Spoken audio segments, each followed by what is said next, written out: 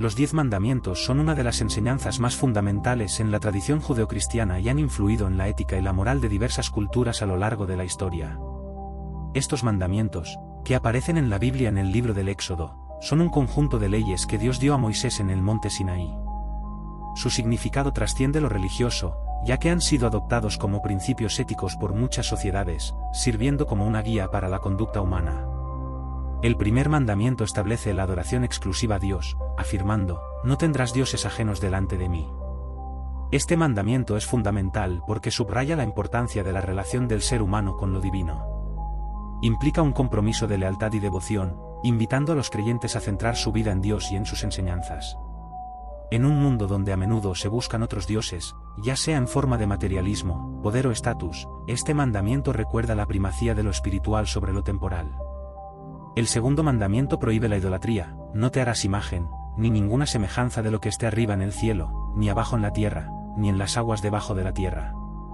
Este mandamiento se enfoca en la prohibición de crear imágenes o ídolos que puedan desviar la adoración debida a Dios.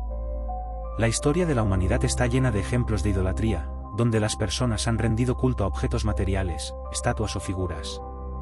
La advertencia contra la idolatría es un recordatorio de que la verdadera adoración debe ser espiritual y no limitada a lo físico. El tercer mandamiento instruye sobre el uso del nombre de Dios, no tomarás el nombre de Jehová tu Dios en vano. Este mandamiento enfatiza la reverencia que se debe tener hacia el nombre de Dios. Utilizar el nombre de Dios de manera irresponsable o como una expresión casual es visto como una falta de respeto. Este mandamiento también subraya la importancia de la palabra y cómo el lenguaje puede tener un poder significativo, ya que a través de él se invoca la presencia divina. El cuarto mandamiento se refiere al descanso sabático, acuérdate del día de reposo para santificarlo. Este mandamiento ordena que se dedique un día a la semana para descansar y reflexionar. El concepto de Sabbath no solo implica un descanso físico, sino también un tiempo para conectar con Dios y renovar el espíritu. En una sociedad que a menudo valora la productividad por encima de la espiritualidad, el cuarto mandamiento nos recuerda la importancia de equilibrar el trabajo con el descanso y la adoración. El quinto mandamiento honra a los padres, honra a tu padre y a tu madre. Este mandamiento subraya la importancia de la familia y el respeto intergeneracional. Honrar a los padres implica no solo obediencia durante la infancia, sino también el reconocimiento de su papel en la formación de la vida y los valores de los hijos. Al fomentar relaciones sanas dentro de la familia, este mandamiento establece un fundamento para la estabilidad y el bienestar en la sociedad. Los siguientes mandamientos se centran en las relaciones interpersonales. El sexto mandamiento prohíbe el asesinato, no matarás. Este precepto es un claro llamado a la valoración de la vida humana y a la promoción de la paz. La violencia y el odio están en contradicción con este mandamiento, que invita a los individuos a resolver conflictos de manera pacífica y a buscar el entendimiento mutuo. La preservación de la vida es fundamental para cualquier comunidad que aspire a la justicia y la armonía. El séptimo mandamiento prohíbe el adulterio, no cometerás adulterio. Este mandamiento defiende la santidad del matrimonio y la fidelidad entre los cónyuges. La familia es vista como la unidad fundamental de la sociedad, y la infidelidad socava esa base. Este precepto promueve la lealtad y la confianza, esenciales para el bienestar emocional y social de las personas. Al proteger la institución del matrimonio, se fomenta una comunidad más estable y unida.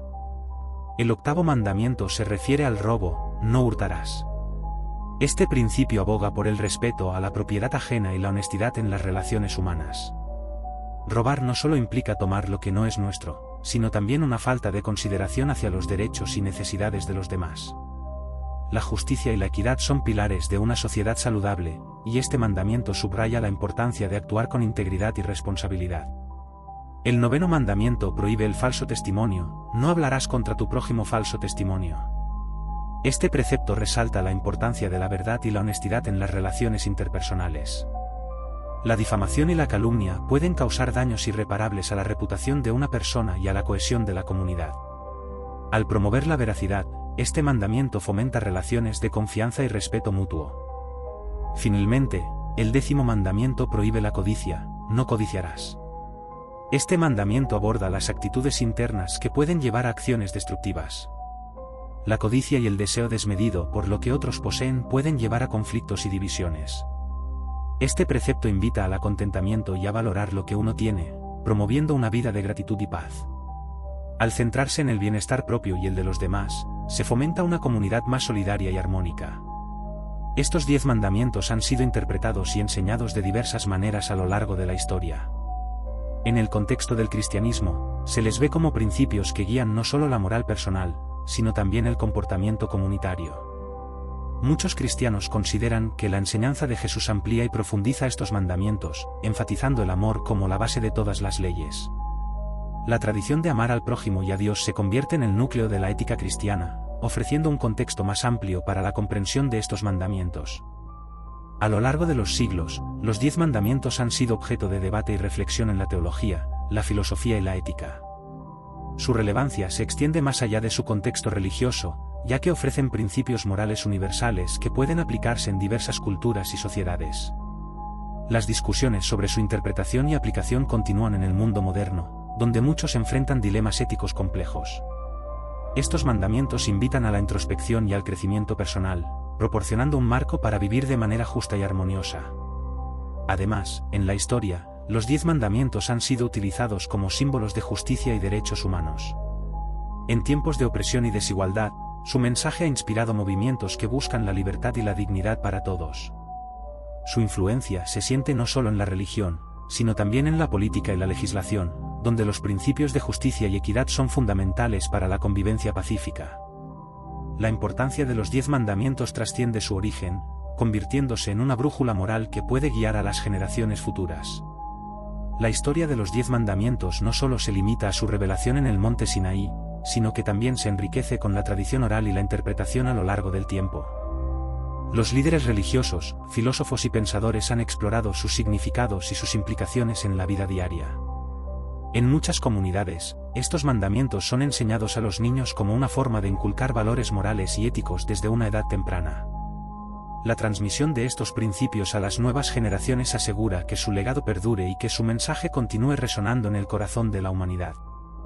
La forma en que se han conservado y transmitido los 10 mandamientos a lo largo de los siglos refleja su importancia en la cultura y la espiritualidad. Desde las sinagogas hasta las iglesias, su presencia en el arte, la literatura y la música destaca su papel en la vida religiosa. Muchos creyentes recitan o reflexionan sobre estos mandamientos como parte de su práctica espiritual, buscando inspiración y guía en su vida diaria. Este ejercicio de reflexión continua, que se realiza en diversas comunidades alrededor del mundo, es un testimonio de la relevancia de estos principios en la búsqueda del propósito y la conexión con lo divino. En conclusión, los 10 mandamientos son más que simples reglas, son un llamado a la responsabilidad, la compasión y la búsqueda de la verdad. Su mensaje es atemporal y universal, invitando a las personas a reflexionar sobre su conducta y su relación con los demás. A medida que la humanidad avanza y enfrenta nuevos desafíos, los 10 mandamientos permanecen como un faro de luz, guiando a quienes buscan vivir una vida de integridad y amor. Su enseñanza continúa inspirando a las personas a construir un mundo más justo y compasivo, donde el respeto y la dignidad prevalezcan. Los demonios han sido una parte fascinante y aterradora de la mitología y la religión a lo largo de la historia. Se les describe como entidades malignas, opuestas a la voluntad divina, que tienen la capacidad de influir en el mundo humano y de llevar a las personas hacia el pecado y la destrucción. En muchas tradiciones, se les ve como seres que se rebelaron contra Dios y que buscan, a través de sus acciones, alejar a la humanidad de la luz y la verdad. En el contexto bíblico, los demonios son a menudo asociados con el pecado, la tentación y la posesión. El origen de los demonios en la tradición judeocristiana se remonta a la caída de Lucifer, un ángel creado por Dios que se volvió orgulloso y deseó ser igual a él. Esta rebelión llevó a su expulsión del cielo, junto con un grupo de ángeles que eligieron seguirlo. Desde entonces, estos ángeles caídos se han convertido en demonios, seres que se dedican a sembrar la discordia, la confusión y la desesperación en la vida de los seres humanos. Su existencia plantea profundas preguntas sobre la naturaleza del mal y el libre albedrío. Los demonios son representados en la Biblia de diversas formas. En el Nuevo Testamento, por ejemplo, se habla de Jesús enfrentándose a demonios, sanando a los poseídos y liberándolos de su influencia. Estas historias son significativas no solo por su contenido sobrenatural, sino porque reflejan la lucha entre el bien y el mal. La capacidad de Jesús para exorcizar demonios simboliza la victoria de la luz sobre la oscuridad, del amor sobre el odio. La posesión demoníaca se describe a menudo como un estado de sufrimiento extremo, en el que el individuo pierde el control sobre su propia vida, su mente y su cuerpo, convirtiéndose en un vehículo para las acciones malignas de estos seres. La figura del demonio también ha sido explorada en otros textos religiosos y culturales. En la literatura apócrifa, como el libro de Enoc, se amplían las historias sobre los demonios y su interacción con la humanidad. Estos textos hablan de los ángeles caídos que descendieron a la tierra y tomaron esposas humanas, dando lugar a los nefilim, seres híbridos que simbolizan la corrupción y la maldad. Estos relatos añaden capas a la comprensión del mal y su presencia en el mundo, mostrando que la lucha contra los demonios no es solo una cuestión de exorcismo, sino también de confrontar las raíces del pecado y la desobediencia. En la tradición cristiana, la batalla contra los demonios es vista como una parte fundamental de la vida espiritual. Los creyentes son llamados a resistir las tentaciones y las influencias demoníacas a través de la oración, el ayuno y la práctica de la fe. Las Escrituras advierten sobre la astucia y la estrategia de los demonios, quienes buscan desviar a los fieles de su camino. Esta lucha se presenta como una guerra espiritual en la que cada individuo tiene un papel que desempeñar. La armadura de Dios, mencionada en la carta a los Efesios, es un símbolo de la protección divina contra las artimañas del enemigo. A lo largo de la historia, las creencias sobre los demonios han influido en la cultura popular, la literatura y el cine. Películas, novelas y obras de teatro han explorado la naturaleza del mal y la lucha contra las fuerzas demoníacas, reflejando el temor y la fascinación que estas entidades despiertan en la humanidad.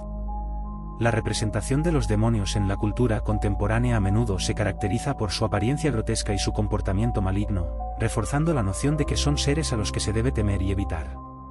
Sin embargo, también se les presenta como astutos manipuladores que saben cómo infiltrarse en la vida humana, tentándolos a pecar y a alejarse de la fe. El estudio de los demonios también ha sido objeto de investigación en la psicología y la sociología.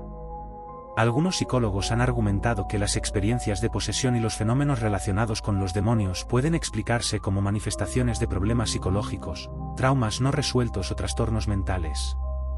Sin embargo, para muchos creyentes, estas explicaciones no disminuyen la realidad espiritual del mal, al contrario, destacan la complejidad de la lucha interna entre el bien y el mal en la vida humana. En la religión, los demonios son considerados no solo como fuerzas externas que atacan a los individuos, sino también como manifestaciones de los pecados y debilidades internas. La tentación, la avaricia, la lujuria y la ira son a menudo vistas como influencias demoníacas que llevan a las personas a actuar en contra de su mejor juicio y de los principios morales.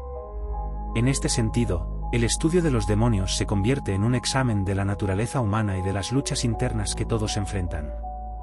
Las advertencias sobre los demonios sirven como recordatorios de que la vida es una batalla constante entre el deseo de hacer el bien y la inclinación a caer en la tentación. En diversas culturas, los demonios han sido personificados de muchas formas. En algunas tradiciones, se les ve como espíritus de la naturaleza que han sido corrompidos, mientras que en otras son representados como deidades de la oscuridad. Esta diversidad de representaciones refleja las múltiples facetas de la lucha entre el bien y el mal y cómo cada cultura ha intentado comprender la naturaleza del mal. La figura del demonio, entonces, se convierte en un espejo que refleja los temores y los dilemas morales de la humanidad. A lo largo de la historia, la caza de demonios y la práctica de exorcismos han sido fenómenos culturales significativos. Las ceremonias de exorcismo, que se llevan a cabo en muchas tradiciones religiosas, buscan liberar a los poseídos de la influencia demoníaca.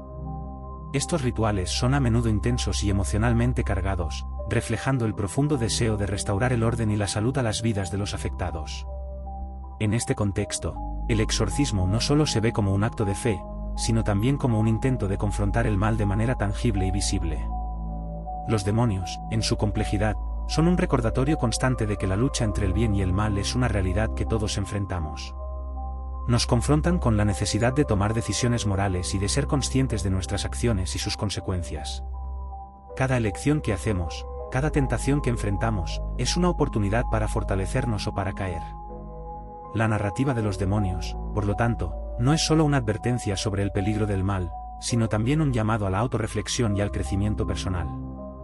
Finalmente, la historia de los demonios es un recordatorio de que el mal puede ser superado. A pesar de las luchas que enfrentamos, hay esperanza en la luz que puede vencer a la oscuridad. La historia de Jesús y su victoria sobre las fuerzas demoníacas es un testimonio de que, aunque los demonios existen y pueden ejercer influencia, hay una fuerza más poderosa que siempre está presente para guiarnos y protegernos. En última instancia, cada uno de nosotros tiene la capacidad de elegir el camino del bien y de resistir la tentación del mal, fortaleciendo nuestra fe y encontrando en ella la salvación y la paz. El diluvio universal es uno de los relatos más conocidos de la Biblia, presente en el libro del Génesis, y ha capturado la imaginación de la humanidad durante milenios. Este evento catastrófico no solo tiene un significado religioso, sino que también ha sido interpretado de diversas maneras en la cultura, la literatura y la ciencia. La historia se centra en Noé, un hombre que se convierte en el protagonista de esta narrativa de salvación y destrucción. El relato comienza en un tiempo en que la maldad de la humanidad había llegado a su punto más alto. Según el Génesis, y vio Jehová que la maldad de los hombres era mucha en la tierra, y que todo designio de los pensamientos del corazón de ellos era de continuo solamente mal. Este versículo establece el contexto moral del diluvio, presentando a Dios como un ser justo que no puede tolerar la corrupción y el pecado de la humanidad. Ante esta situación, Dios decide llevar a cabo un juicio severo para purificar la tierra y erradicar la maldad que la había invadido. En medio de este juicio, Noé es presentado como un hombre justo y perfecto en sus generaciones, hallando gracia ante los ojos de Dios. Esta elección de Noé es fundamental para la historia, ya que representa la posibilidad de redención y un nuevo comienzo para la humanidad. Dios le instruye que construya un arca, un gran barco que le permitirá sobrevivir al diluvio junto con su familia y un par de cada especie de animales. La construcción del arca se convierte en un acto de obediencia y fe, simbolizando la relación entre Dios y aquellos que eligen seguir su camino. El arca, cuya construcción es detallada con precisión, es descrita como una enorme embarcación, hecha de madera de ciprés, con habitaciones y una cubierta impermeable.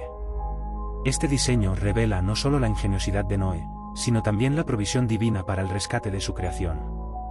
Durante el tiempo que se tarda en construir el arca, Noé predica a la gente sobre la inminente destrucción, pero su advertencia es ignorada, mostrando la ceguera y la obstinación de una humanidad alejada de Dios. Finalmente, el momento del juicio llega. Dios manda que llueva durante 40 días y 40 noches, y las aguas del abismo se rompen, cubriendo la tierra y anegando todo a su paso. La magnitud del diluvio es indescriptible, se dice que todas las altas montañas fueron cubiertas y que toda vida, excepto la que estaba en el arca, fue destruida. Esta parte de la historia subraya la seriedad del juicio divino y la necesidad de la humanidad de reconocer su fragilidad ante el poder de Dios. La narrativa del diluvio no solo es un relato de destrucción, sino que también se centra en la esperanza y la renovación. Después de que las lluvias cesan, las aguas comienzan a retroceder, y el arca se posa sobre las montañas de Ararat. Noé, después de un tiempo, envía un cuervo y una paloma para verificar si la tierra está habitada nuevamente. La paloma, que regresa con una rama de olivo, se convierte en un símbolo de paz y restauración, indicando que la vida ha comenzado a renacer en la tierra. Este momento de revelación es crucial, ya que marca el inicio de una nueva etapa en la historia de la humanidad. Cuando Noé y su familia finalmente desembarcan del arca, se encuentran con un mundo transformado, una tierra purificada del pecado que había prevalecido. En este nuevo comienzo, Dios establece un pacto con Noé, prometiendo no volver a destruir la tierra con un diluvio. Como señal de este pacto, Dios coloca un arco iris en el cielo, simbolizando su promesa de misericordia y protección. Este pacto es fundamental en la teología bíblica, ya que establece la relación entre Dios y la humanidad, donde la gracia y la justicia coexisten. El relato del diluvio ha suscitado numerosos debates y reflexiones a lo largo de la historia. Muchos estudiosos han comparado la historia de Noé con relatos de diluvios en otras culturas, como el mito de Gilgamesh en la antigua Mesopotamia, lo que sugiere una tradición común en la narrativa sobre la relación entre humanos y lo divino. Estas comparaciones invitan a reflexionar sobre la universalidad del mensaje del diluvio y su relevancia a lo largo del tiempo. En el contexto contemporáneo, la historia del diluvio universal también ha sido interpretada a través de diversas lentes, como la ecología y el cambio climático. Algunos ven el relato como una advertencia sobre las consecuencias de la desobediencia a las leyes naturales y divinas. La narrativa del diluvio invita a la humanidad a reconsiderar su relación con la Tierra, los recursos y la responsabilidad que conlleva la vida en un planeta que enfrenta numerosas crisis. A nivel personal, el diluvio puede ser visto como una metáfora de las pruebas y tribulaciones que enfrentan las personas en sus vidas. Noé, en su fidelidad y obediencia, representa la perseverancia ante la adversidad y la esperanza en tiempos oscuros. Su historia inspira a las personas a mantenerse firmes en sus convicciones, a actuar con integridad y a confiar en que, después de la tormenta, siempre hay una oportunidad para la renovación. La figura de Noé también ha sido objeto de admiración y estudio en la literatura y el arte. Su historia ha sido reinterpretada y reimaginada en innumerables obras, desde la literatura clásica hasta la cinematografía moderna. En estas representaciones, se exploran temas como la fe, el sacrificio y la lucha entre el bien y el mal. A través de estas narrativas, la figura de Noé trasciende su papel en la historia bíblica y se convierte en un símbolo de esperanza y resistencia. En última instancia, el relato del diluvio universal es un testimonio de la complejidad de la experiencia humana. Nos confronta con las realidades de la vida, la desobediencia, la justicia y la misericordia. A través de la historia de Noé, la humanidad es invitada a reflexionar sobre su propio viaje, sus elecciones y las consecuencias de esas decisiones en un mundo que a menudo parece estar al borde del caos. El diluvio universal, con su mezcla de juicio y redención, de destrucción y nueva vida, se convierte en una historia que resuena a través de los siglos. Invita a todos a considerar el papel que juegan en la historia de la humanidad, a reconocer la importancia de la fe y la esperanza en tiempos difíciles, y a entender que, aunque enfrentemos diluvios en nuestras propias vidas, siempre hay una oportunidad para comenzar de nuevo. La lección final del diluvio es que, a pesar de las tormentas que atravesamos, siempre podemos encontrar un arco iris que nos recuerde la promesa de un nuevo comienzo. La serpiente del jardín del Edén es una de las figuras más enigmáticas y simbólicas en la narrativa bíblica, específicamente en el libro del Génesis. Su historia se sitúa en el contexto de la creación del mundo y la temprana historia de la humanidad. En la Biblia, el jardín del Edén se describe como un paraíso donde Dios colocó al primer hombre, Adán, y a la primera mujer, Eva. Este jardín es un lugar de abundancia, belleza y comunión directa con Dios, un ambiente ideal para la vida humana. Sin embargo, también es el escenario de una de las narrativas más complejas sobre la tentación y la caída. La serpiente es presentada de manera intrigante desde el principio. En el relato, se describe como la más astuta de todos los animales del campo que Jehová Dios había hecho. Esta astucia se convierte en el vehículo a través del cual se introduce la desobediencia en la historia de la creación. La serpiente se acerca a Eva con una pregunta retórica que plantea la duda sobre la prohibición que Dios había establecido, con que Dios ha dicho, no comeréis de todo árbol del huerto. Esta interrogante inicial es crucial, ya que no solo introduce la tentación, sino que también siembra la semilla de la duda en la mente de Eva sobre la bondad de Dios y sus intenciones hacia ella y Adán. Eva responde a la serpiente recordando que Dios había prohibido comer del árbol del conocimiento del bien y del mal, advirtiendo que si lo hicieran, morirían. Sin embargo, la serpiente contraargumenta con una afirmación sorprendente, no moriréis, sino que sabe Dios que el día que comáis de él, serán abiertos vuestros ojos, y seréis como Dios, conociendo el bien y el mal. Aquí, la serpiente no solo contradice a Dios, sino que también insinúa que el conocimiento que ofrece el árbol es algo deseable, casi divino. Este argumento es seductor y apela a la curiosidad humana y al deseo de ser más que lo que ya son. La persuasión de la serpiente resulta efectiva. Eva, atraída por la idea de obtener conocimiento y ser como Dios, mira el árbol y lo ve como bueno para comer, y que era agradable a los ojos, y árbol codiciable para alcanzar sabiduría. La tentación se convierte en acción, y Eva toma el fruto y come de él, compartiendo con Adán, quien también come. Este acto de desobediencia es el momento crucial que marca la caída de la humanidad, el punto de no retorno en la relación entre Dios y sus creaciones.